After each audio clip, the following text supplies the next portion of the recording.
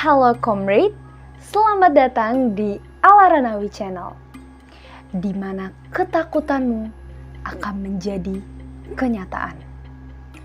Bersiaplah untuk menghadapi horor yang tidak akan pernah kamu lupakan. Apakah kalian siap untuk mengetahuinya? Pasang headset and stay focus.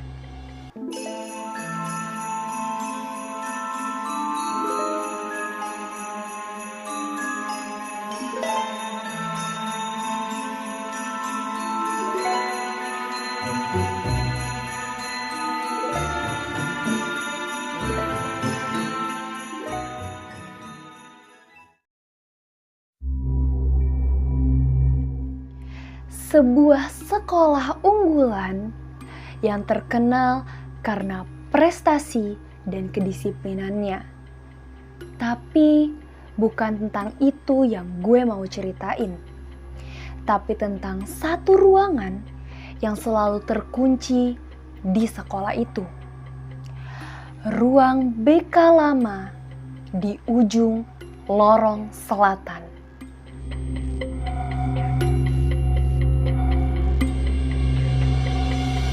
Ruang itu tidak pernah digunakan lagi sejak 15 tahun lalu. Setelah seorang siswi bernama Reni ditemukan pingsan di dalamnya dan tak pernah sadar kembali. Kata orang, Reni datang ke ruang itu karena dipanggil untuk konseling.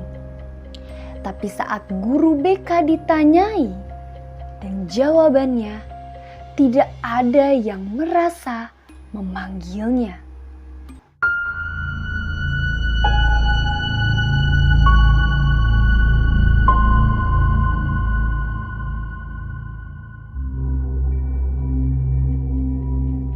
Setelah kejadian itu, ruang BK lama dikunci rapat dan para siswa dilarang untuk mendekat. Tapi gosip terus beredar. Ada yang mendengar tangisan dari balik pintu itu. Ada yang melihat cahaya aneh dari jendela itu. Raisa, siswa kelas 11 yang punya rasa ingin tahu yang tinggi, tertarik untuk menelusuri misteri ini. Ia mengajak dua temannya, yaitu Niko dan Dira, untuk menyelidiki. Mereka mulai mencari tahu lewat arsip sekolah dan menemukan sesuatu yang janggal dan aneh. Nama siswa Reni tidak pernah tercatat di daftar siswa.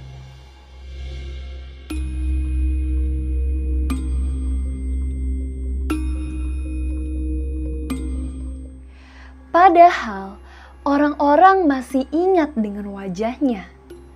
Semakin penasaran, mereka menyelinap ke sekolah di malam hari, membawa kunci duplikat yang Niko ambil secara diam-diam dari ruang tata usaha. Saat mereka membuka pintu ruang BK itu, aroma apek dan udara dingin menyambut mereka.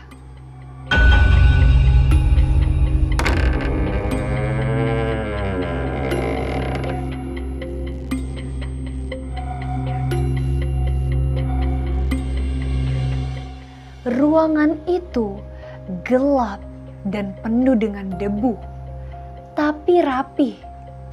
Di atas meja ada sebuah map coklat dengan nama Renita Ayu, kelas 10A, konseling 22 Maret 2010.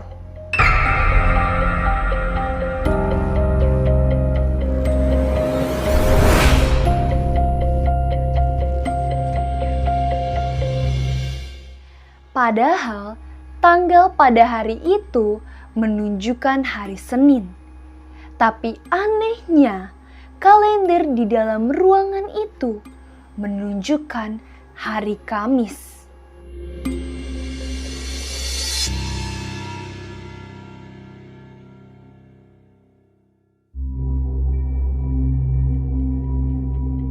Tiba-tiba, Dira melihat sebuah cermin besar yang berada di sudut ruangan. Tapi yang terlihat di cermin bukanlah mereka bertiga, melainkan seorang gadis yang sedang duduk sendiri di kursi dan menunduk.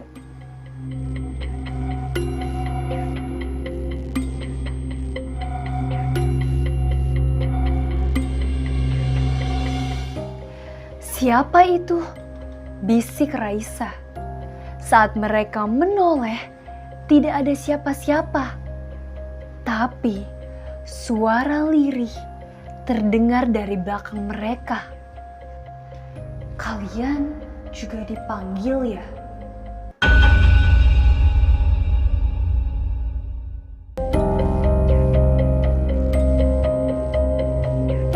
Raisa berbalik, dan di depan mereka berdiri seorang gadis berseragam SMA usang dengan wajah yang pucat, matanya kosong, dan dari seragamnya tergantung nemtek bertuliskan Renita Ayu.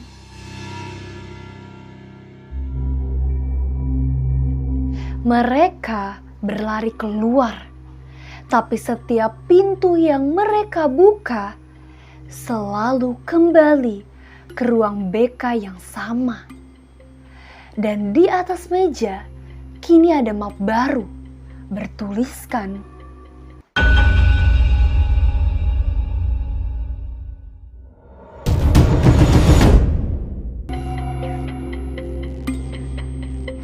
esok paginya. Wali kelas Raisa melaporkan bahwa 3 muridnya tidak hadir, yaitu Raisa, Niko, dan juga Dira. Saat penjaga sekolah membuka ruang BK lama, seperti biasa, ruang itu kosong, bersih, tidak ada debu, tidak ada map, dan tidak ada siapa-siapa.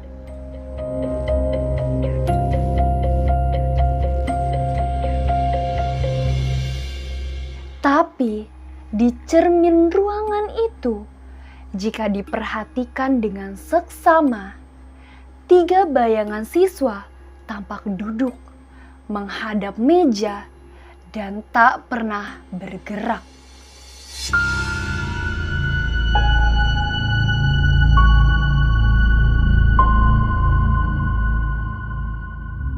Sudah 3 hari sejak Raisa, Niko, dan juga Dira dinyatakan hilang. Polisi datang, ruang BK lama dibongkar, bahkan cermin besar di dalamnya dilepas dan dibawa ke lab forensik, tapi hasilnya nihil.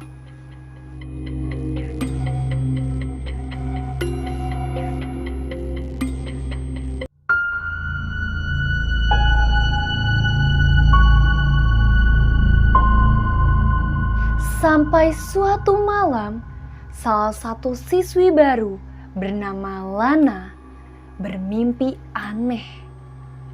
Di dalam mimpinya, ia melihat seorang gadis berseragam usang dan berkata, "Kamu bisa mendengar kami kan? Jangan percaya siapapun. Cari cermin kedua."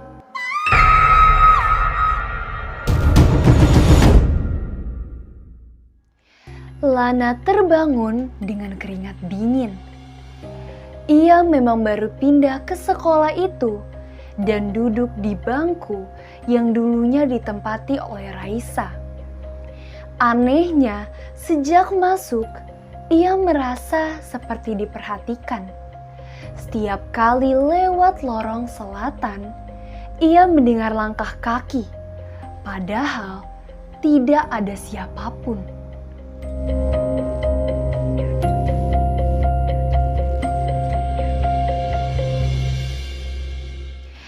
Keesokan harinya, saat membersihkan loker bawah tangga yang jarang dipakai, Lana menemukan sebuah jurnal robek dengan halaman-halaman yang ditulis terburu-buru. Dan isi jurnal itu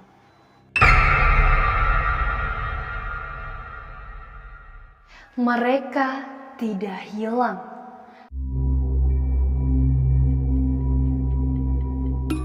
Mereka dikurung dan cermin itu bukanlah pantulan. Itu adalah gerbang. Tapi bukan cuma satu, ada cermin kedua yang bisa membuka semuanya. Tapi harus dilakukan di tengah malam. Jika tidak, mereka akan jadi bagian dari ruangan itu selamanya.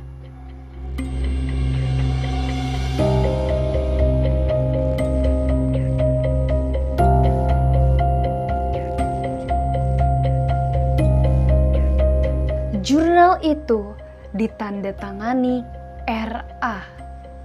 Renita Ayu.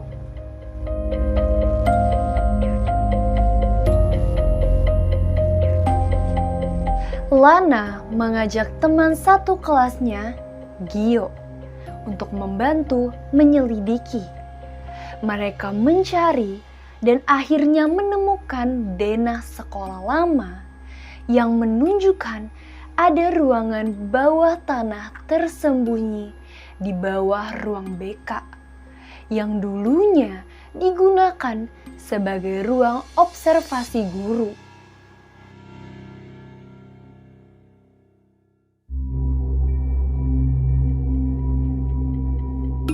Malam harinya mereka menyelinap masuk. Dengan lampu senter kecil, mereka menuruni tangga sempit berdebu menuju ruang bawah tanah. Di sana tergantung sebuah cermin besar berbingkai kayu ukir. Dan bentuknya sama persis seperti yang ada di ruang BK. Tetapi bingkainya retak. Saat Lana mendekat, cermin itu menyala samar, memantulkan bayangan 3 siswa duduk di ruang BK. Dan terlihat jelas itu adalah Raisa, Niko, dan juga Dira. Dan tiba-tiba semua lampu padam.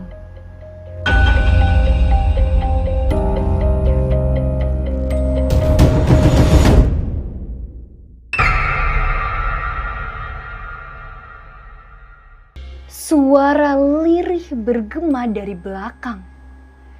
Kamu sudah menemukannya. Sekarang tukar 1 jiwa untuk membuka gerbang.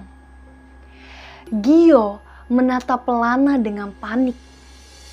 Tapi Lana diam saja, seolah tahu ini akan terjadi.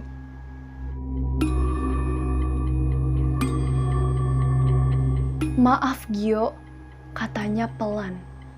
Aku sudah janji pada mereka. Dengan satu dorongan, Lana mendorong Gio ke arah cermin. Cermin itu menyala terang, lalu pecah berkeping-keping, dan hanya menyisakan keheningan.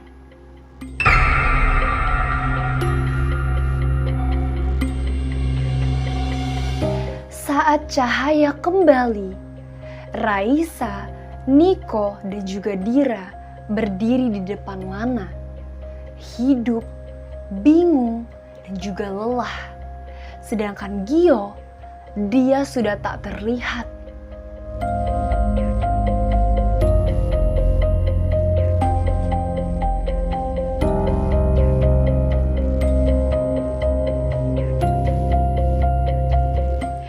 Besoknya, sekolah kembali seperti biasa. 3 siswa yang hilang dinyatakan selamat dari hilang arah di luar kota.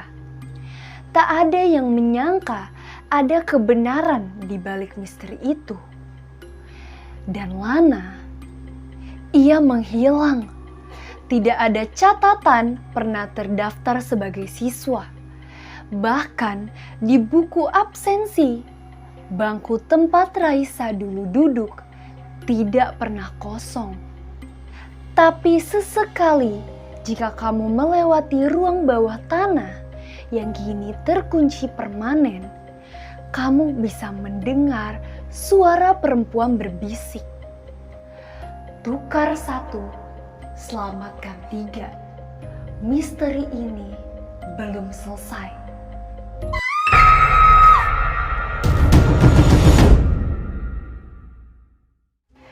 Oke, comrade. Terima kasih udah menyaksikan cerita horor kali ini. Dan jangan lupa untuk subscribe and like jika kalian ingin lihat lebih banyak cerita horor. Sampai jumpa di cerita horor berikutnya jika kalian berani.